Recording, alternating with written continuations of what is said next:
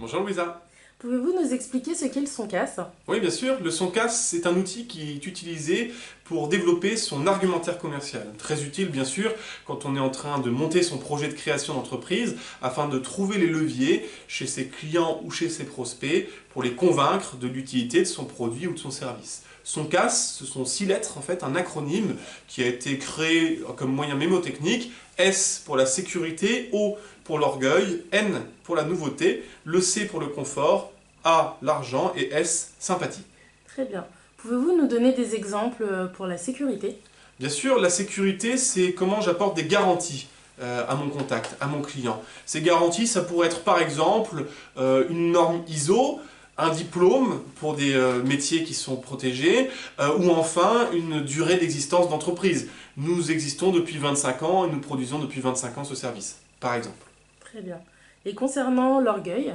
L'orgueil, il s'agit là de trouver à la personne qui est en face tous les moyens de montrer qu'il est spécial. Il est spécial, je vais lui proposer donc des solutions sur mesure, des produits qui vont avoir été customisés. C'est toutes les attentions que j'arrive à porter à ce client, à ce prospect, pour le convaincre qu'il est unique. Comment est-ce qu'on peut schématiser la nouveauté? La nouveauté est assez facile, en fait, c'est comment régulièrement j'arrive à développer mon offre de biens, mon offre de services pour attirer les curieux. Il n'y a pas forcément un écart technologique très important. L'exemple de l'iPhone 6, l'iPhone 6C, l'iPhone 6S sont des évolutions technologiques assez faibles, mais qui ont généré en fait parmi les clients des iPhones un engouement fort pour attraper ces quelques nouveautés. Ça peut se traduire aussi pour le restaurant au bord de la route qui marque très fièrement changement de propriétaire. Je vais attirer ceux qui sont curieux, qui ont envie de faire partie de ces premiers, à savoir ce qu'il y a derrière. Très bien.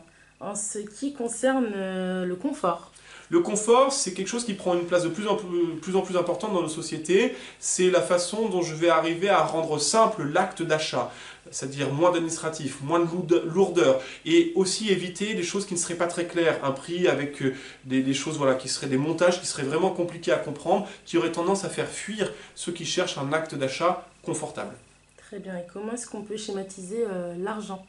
L'argent, il est également aussi assez simple celui-ci, parce qu'assez intuitif, même si, malgré ce qu'on peut penser parfois, l'argent n'est pas le levier principal en acte d'achat, en tout cas jamais unique, et il y a bien des actes d'achat qui se font décorrélés de l'argent. Cela dit, ça reste un argument important qui peut se traduire par exemple par des réductions, par des offres ou des bons, ou par des cartes de fidélité, comment j'intéresse en fait de manière financière mon client.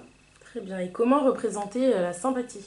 La sympathie, c'est un point qui est important pour fidéliser ses clients. C'est comment je vais créer une connexion. Comment je vais créer une connexion avec cette personne qui me fait confiance aujourd'hui, mais comment je vais arriver à ce qu'elle me fasse confiance demain. Ça va être aussi par le relationnel que je peux créer avec lui, avec elle. Dans les activités commerciales, de commerce de proximité, évidemment, ça va être d'être sympathique et de connaître son client. Mais quand on est en prospect, ça peut être aussi, par exemple, de partager l'aventure d'entreprise, l'aventure de l'équipe au sein d'entreprise, faire du storytelling qui peut créer cet axe sympathie avant même d'avoir un client à fidéliser.